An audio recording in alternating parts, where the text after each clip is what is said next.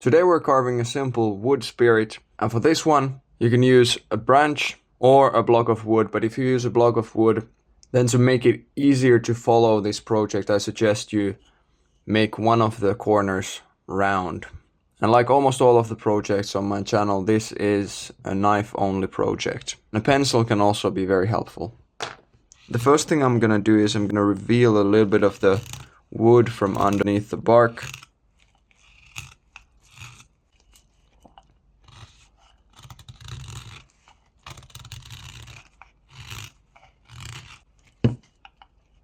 Something like that is good enough for now. It's easy to make it bigger later if necessary. And then the first proper cut we're gonna make is this V cut. This is gonna define the bridge of the nose a little bit.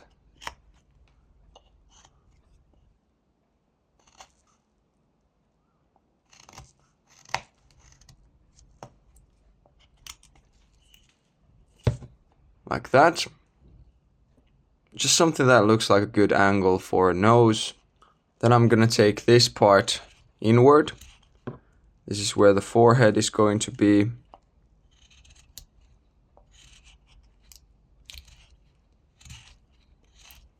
Like that. And now I'm gonna continue these V cuts to the sides. So the nose is gonna be maybe about that thick. And then from here, I can change the angle of the V cuts to be a little bit downward turned like that.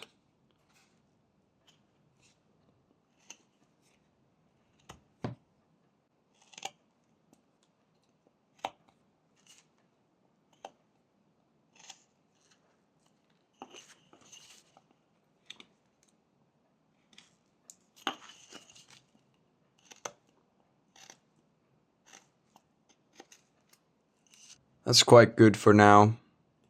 Then we're gonna make some sweeping cuts. Gonna sketch the nose so that you get a better idea. Something like this. So it gets wider as we go down. And then from here we need to remove a little bit of wood with these sweeping cuts.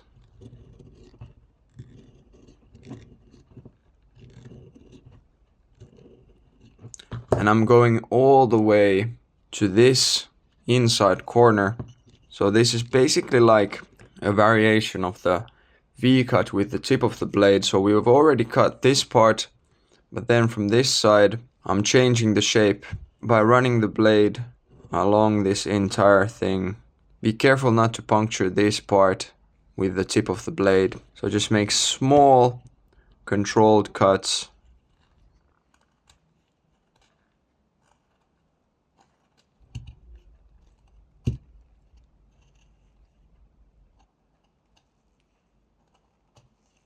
Once we get to a point like this, we can move closer to the center here to make the nose a little bit more narrow.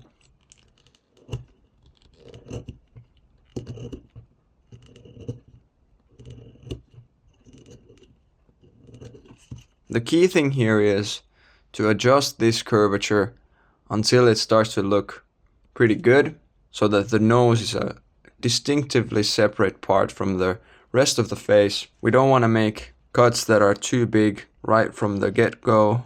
It's easier to adjust this curve bit by bit.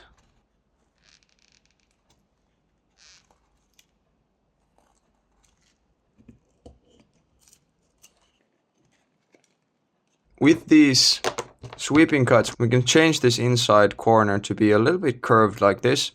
That way it's gonna resemble the shape of a closed eyelid a little bit better, but we don't want to go too deep because then that's going to look weird. Only down here can we go significantly deeper than what we've done already.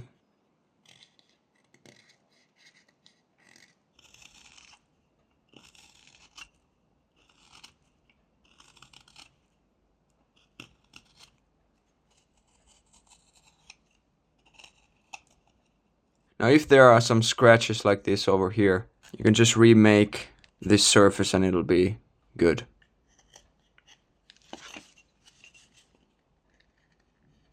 Next we're gonna turn this area into two edges like that. So I'm just gonna make things smoother from here and then make slight modifications on these eye sockets to get the kind of curvature I want. I'd say that's pretty good. Next we're gonna make two more inside corners like these, and they're gonna be something like that. And then I'm just making a V-cut with the tip of the blade.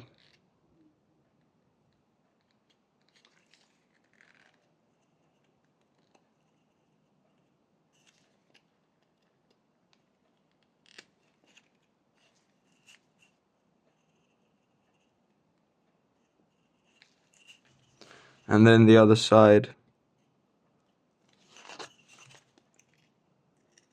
This cut doesn't have to be just with the tip of the blade, so in some positions you might be able to use the blade like this, but most likely it's gonna require a little bit of work with the very tip of the blade like this.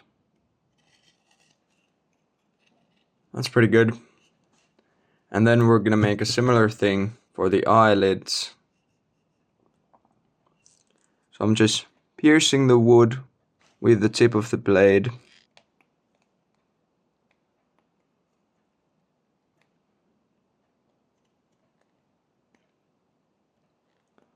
And I'm not doing this all the way from here to here, just something like this in the middle. And then from the underside, I could make a few cuts like this. This is mostly just about slicing the wood and not even about making a big V-cut, just something that gives the eyelid a little bit more shade like that.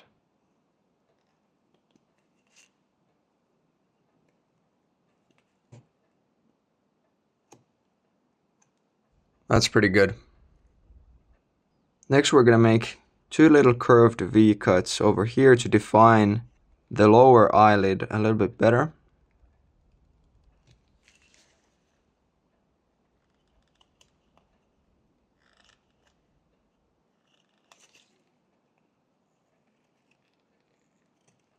And then as you can see, I made this part quite flat so that this eyelid is actually like hanging over this instead of this being just an inside corner.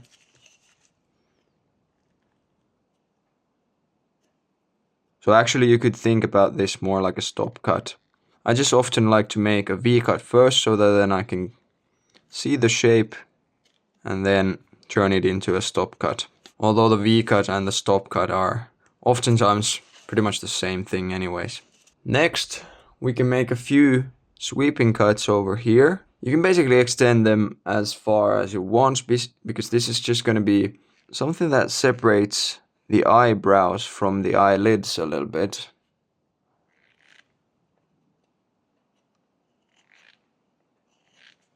And then we want these to connect smoothly to the eyelid. We want to get rid of this little edge too, so that the transition to the eyelid is smooth.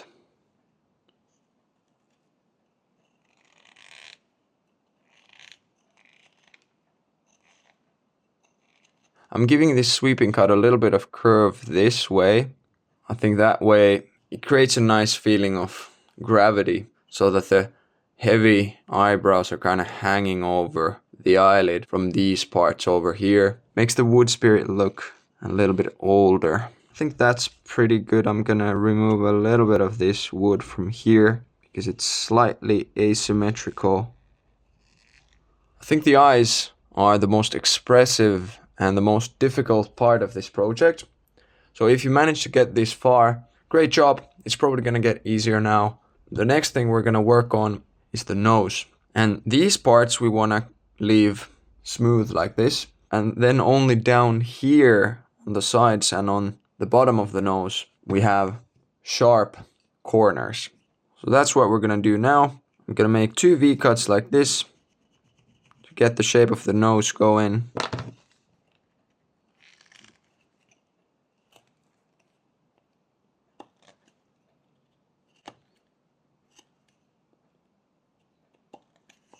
And I'm gonna make it rounder from the tip, like that, and we have a pretty decent nose already. But now, the mustache is not gonna be as far away from the face as the nose, which means I'm gonna take a little bit of this excess wood away. I think I'm also gonna need a little bit more space over here for the beard.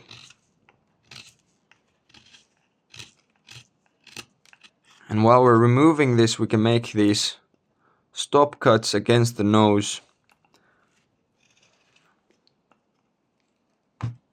so that we get that shape also further away from the rest of the face. I think that's pretty good. I want the beard to connect to this level anyway, so that then the face kind of smoothly comes out of the wood. Next we're gonna make some more V-cuts, and they're gonna define the nose even better. Then we're gonna continue these V-cuts over here. You can basically make them all the way to the edges of the bark, because at the same time they're gonna define a little bit of the shape of the mustache.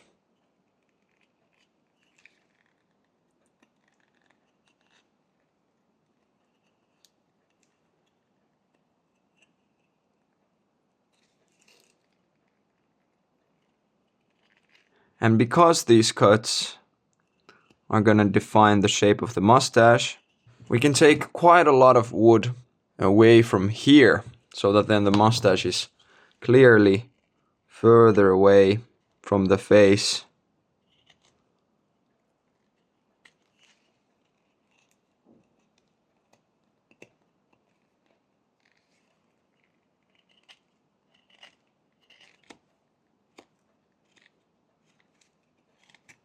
That's quite good. And then the other side.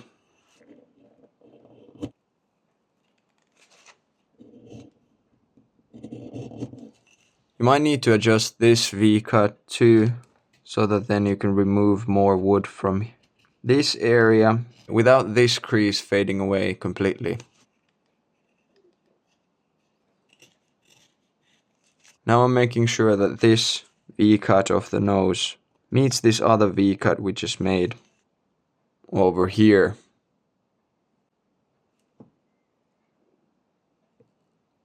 The next thing we're gonna do is we're gonna make some stop cuts.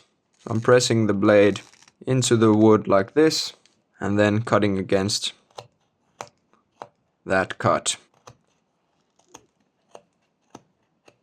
Now I want to create a little bit of the sense of a wind, so I'm gonna make this slightly asymmetrical. I'm gonna curve this one a little bit like that.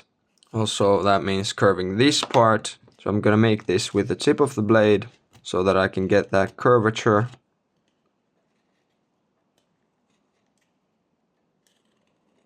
And then I need to continue that curve all the way somewhere down here.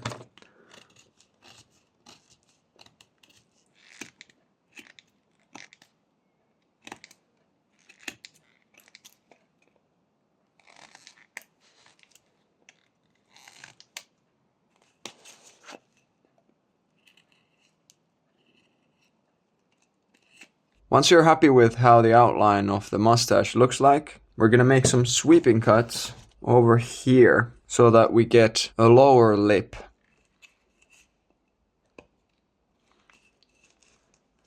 And when you have a good curvature going, you can turn those sweeping cuts into V cuts.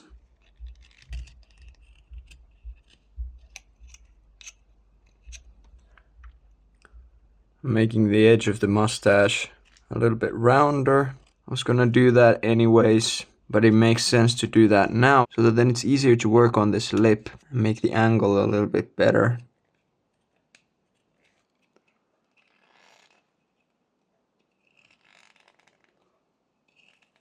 What we're looking for is something like this, so that the angle of the lip over here goes inward like that, and down here goes upward. So we're basically making this kind of a ridge instead of like a stop cut like over here.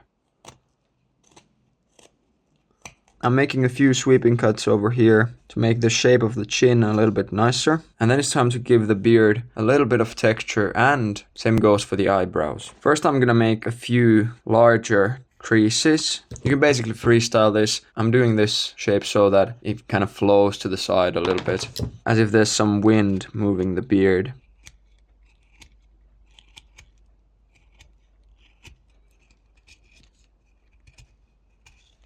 So I'm making these pretty narrow but long sweeping cuts to get that general texture of the beard. So I'm twisting the blade like this to create that narrowness, but then I'm sliding it upward to make the cut longer.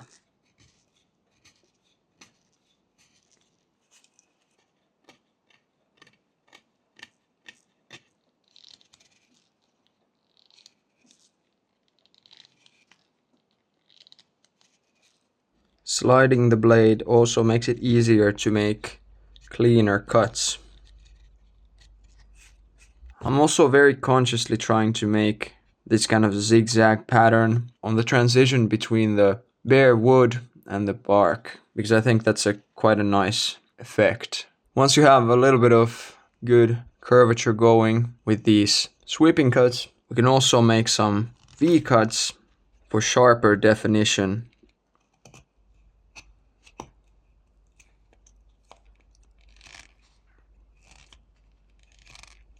Again, this too can be just done by winging it, but a good rule of thumb, in my opinion, is that the deeper cuts are somewhere here on the outsides. So over here, closer to the face, the hairs of the beard naturally would stick more together, and then when the wind is blowing them somewhere else over here further away, they can part a little bit more.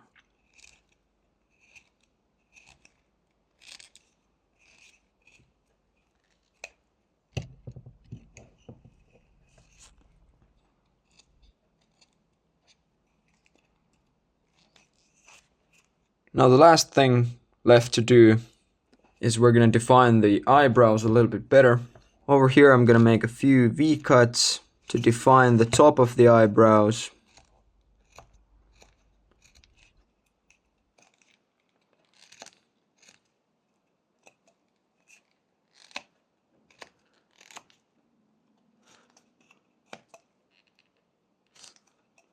Actually, there's also one more thing, which is that over here I'm creating a little bit of hair-like texture with some sweeping cuts and some V cuts. Similarly to what we did over here, I'm also making them flow to the side a little bit like this, so that then also over here there's a nice texture and a nice transition between the bark and the wood. And again, this is just an assortment of pretty random cuts. If you don't feel confident enough to just randomly cut somewhere over here, you can make a little sketch with some lines like this and then cut based on those when they look decent.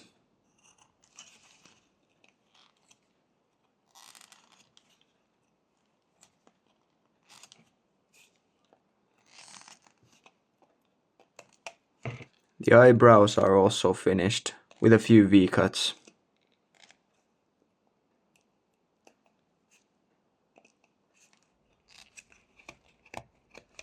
While defining the hair, I'm also pushing the forehead a little bit back. And that allows me to give the forehead a little bit more shape by bringing the brows out a little bit more. What I did with the hairline is basically just this very shallow M shape. So it goes up and down and up and down. And then just a few more V cuts over here. And then that's it for the project.